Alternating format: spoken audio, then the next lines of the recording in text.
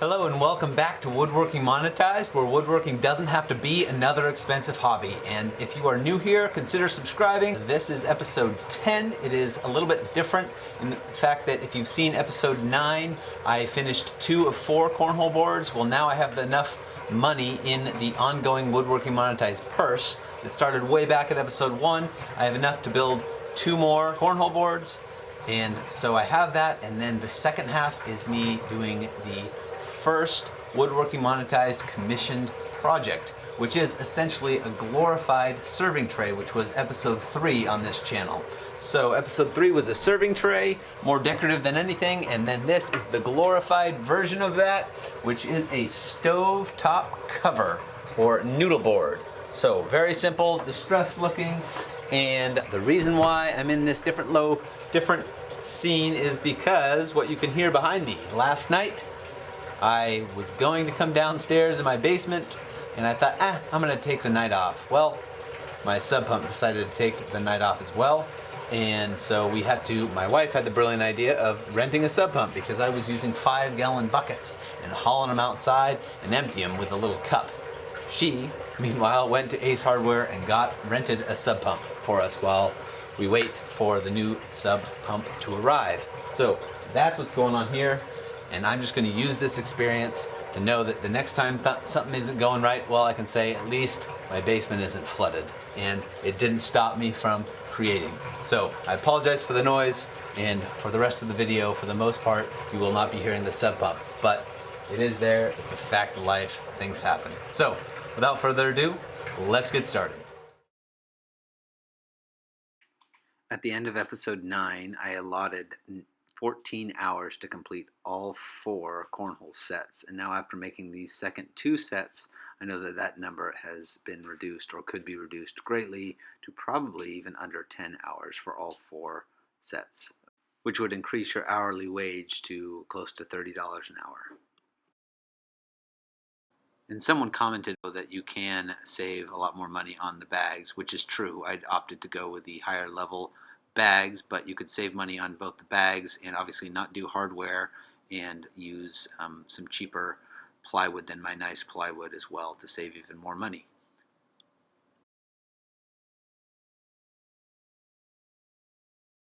However, I do think that the latches and the handle and the 1x4s do separate these boards from other boards that are on the market, which everybody can make cornhole boards. So you have to do something to set yourself apart, and I think that does the job for me at least. And another way I neglected to mention that you could make even more money is to be willing to customize them with teams or logos or any sort of spray paint or paint job as well.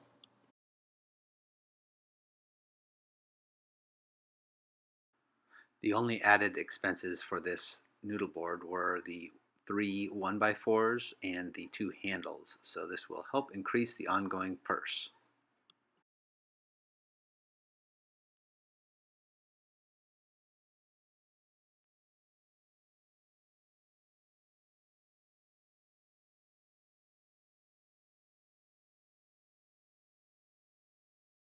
The client requested a distressed look, so I stained it first with my English chestnut stain and then painted it over the top with the antique white and distressed it a little bit with my sander afterwards.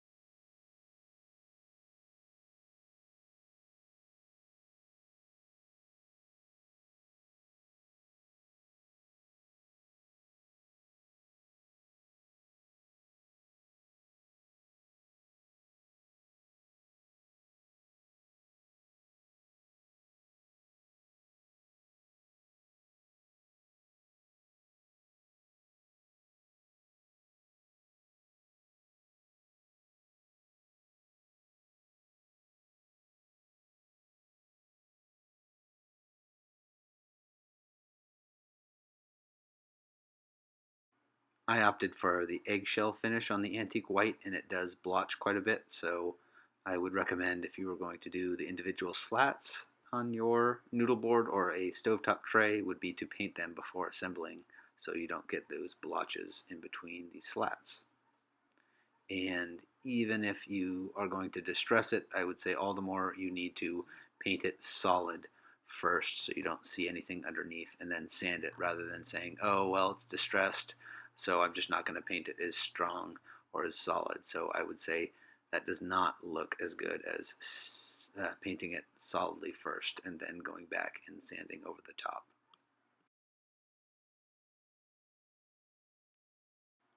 Now, if you're like me and you only have 2 clamps to work with, then this is the best way I have found to assemble this, making sure that it does remain square. So you'll see here that I let the slats hang over the edge slightly, enough to screw in underneath, and just keep checking for square and screwing in as I'm clamping and moving along.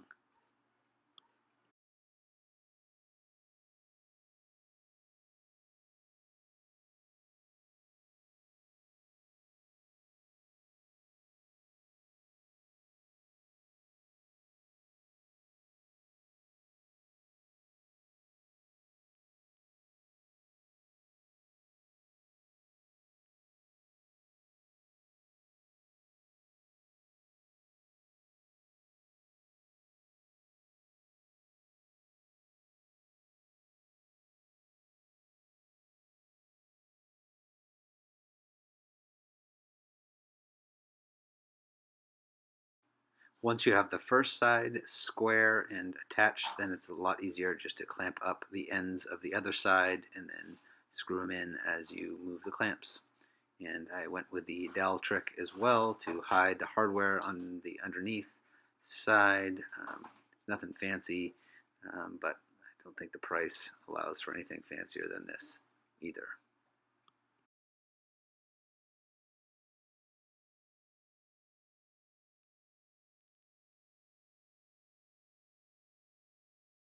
And you don't have to spend a lot of time making sure these are cut flush. As you'll see, I just go over it with my 80 grit sandpaper. It is also the underside of the tray as well, so it doesn't need anything special. And then I'm going to round it over or chamfer it over with the chamfer bit that we got in the last episode.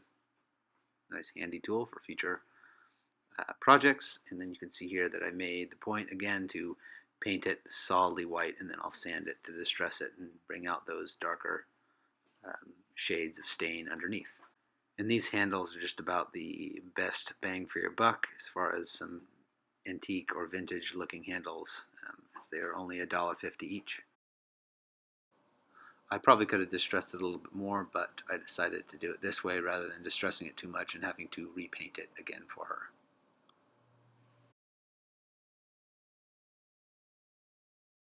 I'll leave it in the cards up here and in the description below, but I have 5 tips, just beginner tips, that you could use when commissioned for your woodworking. So at the end of episode 9, we had $361 in the ongoing purse of this channel. Now, after I sell these 2 cornhole boards for $150 each, that leaves me with an additional $300 in revenue, but I have to subtract the cost of $85. Now, the cost of $85 is a lot less than the previous 2 cornhole boards because I purchased all 4 sets of corn bags, and I also purchased the $37 gallon of stain and sealer combined.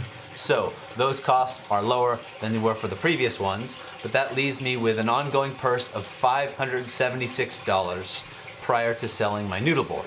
Now, I sold my noodle board for $80, and the added materials for this channel is only $12, considering I already had the stain and the paint as well, and the screws and the dowel. If you'd like to know how much you could potentially make on this or a noodle board similar to this, stay tuned. Otherwise, we'll catch you on the next one. Thanks for watching. So I sold my noodle board for $80. I could have probably charged a lot more, maybe closer to $100, but this was my first noodle board, so I wanted to make sure that she accepted me as her woodworker or as the creator of her noodle board. So I charged her 80 bucks. Now, the 1x4s, the stain, the white paint, the handles, the screws, and the dowel cost about $22. And it's about because I averaged and used about 1/5 of my $10 stain that I already purchased and 1/5 of the white paint that I already purchased for $30. So the cost of all that is $22 and I sold it for $80. So that leaves me with a profit of $58. Now if it took me 3 hours to build, that would be about $19 an hour. If it took me about 2.5 hours to build, it would be about $22 an hour. And I feel like it took me closer to 2.5 hours. It is always tough for me to gauge exactly how long it takes me to do something because I'm adjusting the camera and recording it at the same time.